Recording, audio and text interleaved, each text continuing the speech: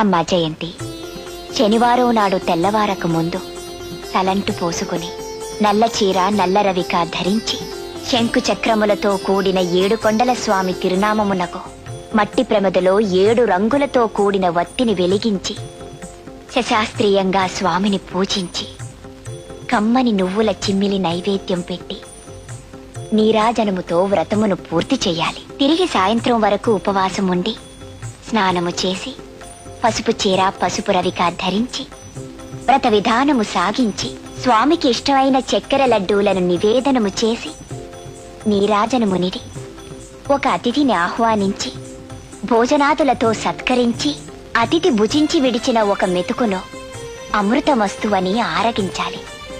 అప్పటికి ఆనాటి శనివార వ్రతం పూర్తవుతుంది. ఈ విధంగా 7 శనివారములు వ్రతమును చేసినచో ఉద్దేశించిన